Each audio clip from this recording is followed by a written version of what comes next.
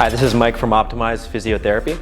In today's video, we're going to be looking at overhead presses. So the overhead press is a staple strength movement, but it also is a really good way to screen mobility in some different positions. So I'm going to be going over the mobility requirements, and we're also going to be going over the pattern of movement, and also ways to load it at the end.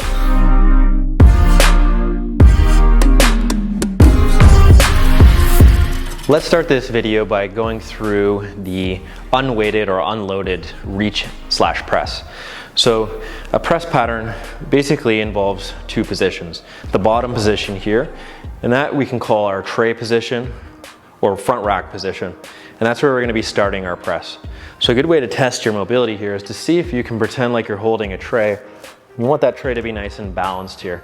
We also want our shoulder to be pulled fairly close to us, letting it settle back in the socket and not kind of out here, right? So here's where our posture and our position matters quite a bit.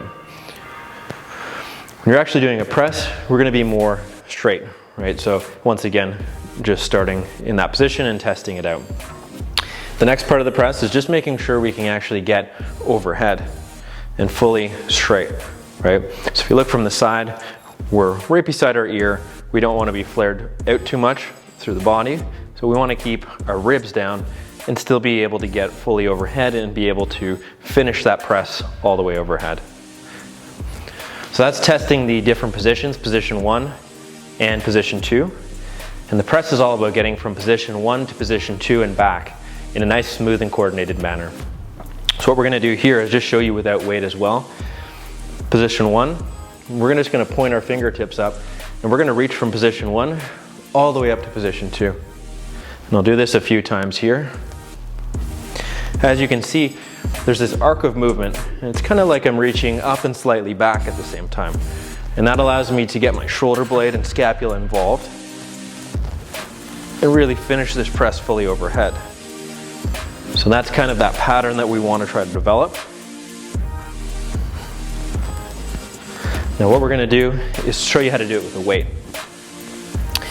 So doing this with a weight involves getting a weight that you can actually stabilize and hold down here.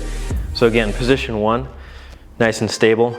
We're going to stay underneath this weight. We're going to press it up and back and fully out and back to the start position. So position 1, position 2, and back. I'll show you from this angle. Position 1.